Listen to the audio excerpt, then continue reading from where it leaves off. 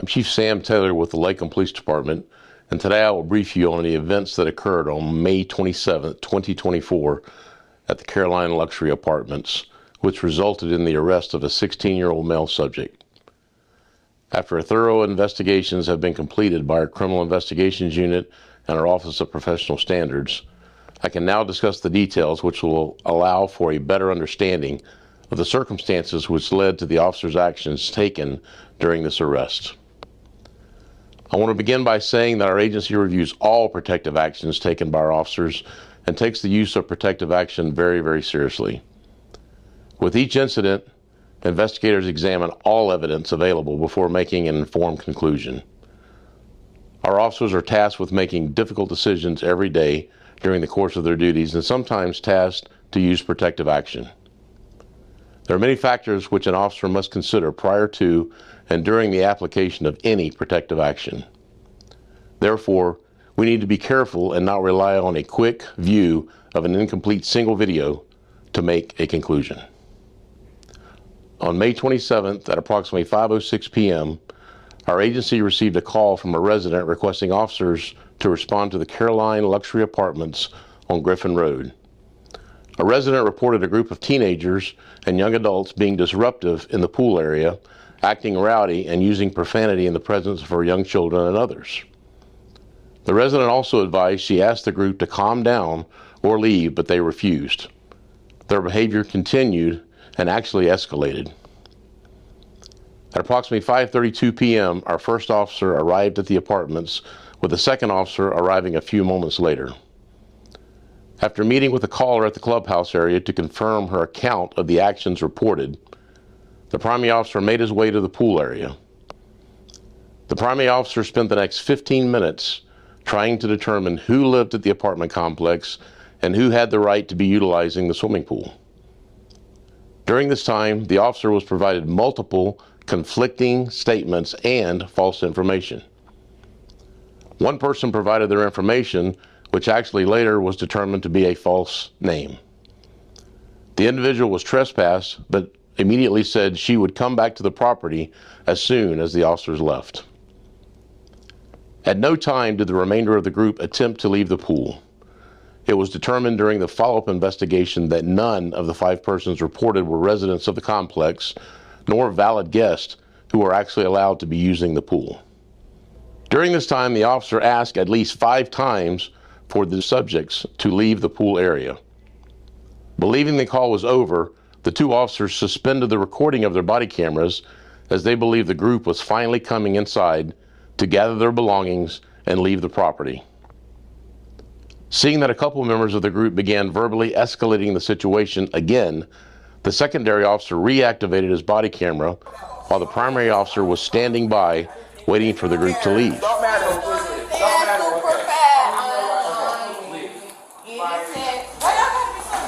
During this time, the male subject and one of the females made their way to the exit to leave. However, before exiting through the door, the male subject returned to grab another item from a table inside, and the female also turned away from the exit and moved back inside the portico. This was the point where the events took a different turn and the incident began to further escalate. The male subject was seen looking in the direction of the initial caller, making inappropriate statements, shaking his head, and making gestures. Seeing this escalation, the primary officer leaned over in an attempt to get the male subject to direct his attention to the officer and not the caller.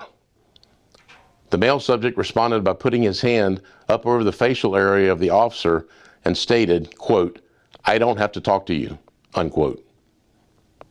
The male subject then moved around the primary officer, walked closer to the caller, and continued making disparaging comments to the caller, including calling her a white Karen. He continued to curse at the caller and asked, "Do you have something to say to me?" Based on the subject's behavior and size, the caller became intimidated and fearful for her safety. At this point, the officer was obligated to step in for the safety of the caller. It should be noted that the male weighed approximately 374 pounds, outweighing the caller and each officer by 200 pounds individually. Officers have now spent approximately 18 minutes attempting to get this group to leave peacefully. However, the male chose not to leave and instead exhibited behaviors that caused safety concerns for the caller. The officer, in one final attempt, gave the male a lawful verbal command to leave or he would be arrested. Based on the subject's failure to comply with the officer's commands and the subject's aggressive actions towards the caller, the primary officer made the decision to place the male under arrest. As you can see in the video, the primary officer grabbed the subject's right arm in an attempt to place him into custody. The officer also verbally told the subject he was under arrest. The subject actively resisted by snatching his arm from the officer's grip. The primary officer then attempted a soft, empty hand control technique by grabbing the subject's left arm, attempting to put his hand behind his back while pushing him towards the wall to gain control. The subject continued to actively and physically resist by attempting to pull his arm from the officer's grasp, and he began flailing his arms toward the primary officer.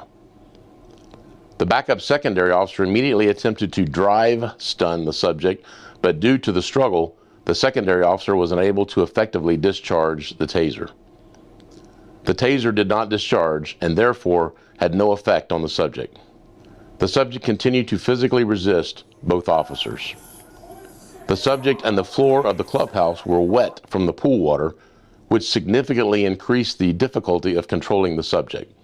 The primary officer had now made 2 attempts to turn the subject to face the wall with an arm manipulation technique, but was unsuccessful. The resistant subject continued to brace and tense his body and refused the commands to put his hands behind his back. The subject flailed his arms and struck the primary officer in the face. During the active struggle, the male was seen grabbing at the officer's police radio. As the officer struggled to gain control of the subject's arms, the officer delivered an empty hand strike to the subject's head. In return, the subject grabbed the entire facial area of the officer.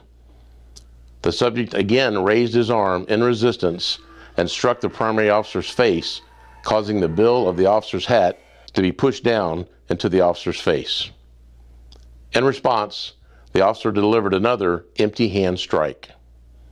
The subject continued to aggressively resist by reaching around the officer and attempting to grab onto the officer's duty belt. The secondary officer attempted to assist the primary officer by grabbing the subject while also trying to keep his attention on the other 4 individuals crowded nearby who yelled and screamed at them. The primary officer once again attempted an arm bar manipulation to gain control of the subject with no effectiveness. Because this was unsuccessful, the subject grabbed the officer's front pants pocket, pulling the officer towards him, shifting the officer's body stance, all while continuing to strike at the officer. During the struggle, the primary officer continued to give verbal commands for the subject to put his hands behind his back, to which the male responds with, quote, "No, bitch," unquote. Put your hand behind your back. No. Put your hand behind your back. The primary officer delivered another strike in an effort to break the subject's hold on his uniform. Once the subject broke his hold on the officer, he pulled back and assumed a fighting stance. The subject balled his fists up and shook them while yelling, quote, "Let's go," unquote, challenging the primary officer in his continued violent resistance.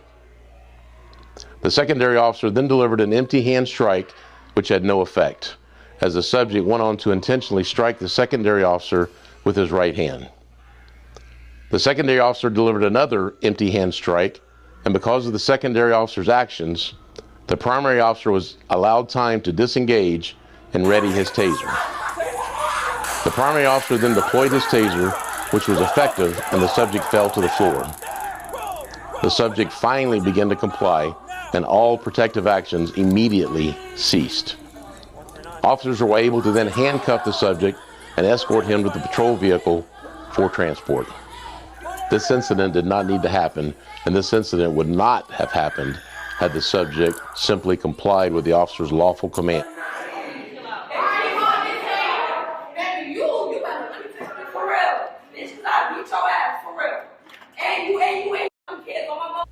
A few things to point out. First, This group should never have been trespassing at a place they were not lawfully allowed to be.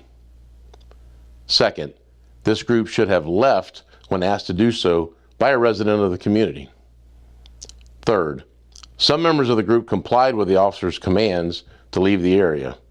All members of the group should have followed his command. Fourth, this group was given more than 7 verbal instructions to leave the area, to which they did not comply. Fifth, the subject should not have decided to turn around from the exit and continue escalating the situation by approaching the caller. The officer cannot ignore a threat. He has a duty to react and intercede when he perceives a threat of danger. Finally, once he was advised he was under arrest, the subject should have followed the lawful commands of the primary officer instead of choosing to physically resist. These officers tried multiple verbal commands, all of which were ignored. Given the imposing size of the subject, the primary officer then attempted soft control and joint manipulation techniques, which were not effective. I know much focus has been placed on the subject's age, but this individual outweighed the officers individually by over 200 pounds.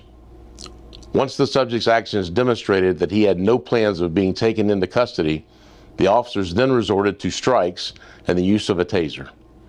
As you can see, once the subject complied with the officer's commands, the use of force immediately ceased. The use of protective action in this incident has been thoroughly reviewed by our criminal investigations detectives and our Office of Professional Standards. The protective actions taken by the officers was found to be within our agency's policies and follows the textbook training guidelines set forth by the Florida Department of Law Enforcement Standards and Trainings Commission and federal agencies. Our agency goes above and beyond the required minimum training standards, including annual refresher training, which exceeds the minimum requirements. You may not agree with what an officer is telling you, but you are required to follow the lawful commands. At no time are you permitted to physically strike a police officer. If you believe that you have been wrongly arrested, there are certainly avenues you can take to file a complaint with the Lakeland Police Department, the State Attorney's Office, the Florida Department of Law Enforcement, and even the FBI. There is no provision in the Constitution that allows a person to actively and physically resist arrest. No officer that I'm aware of comes to work looking for an opportunity to involve themselves in a fight. However, they are trained to respond to different levels of physical resistance, and I expect them to do so. In this event, the officer's use of protective action was appropriate, and they acted and reacted as they are trained to do.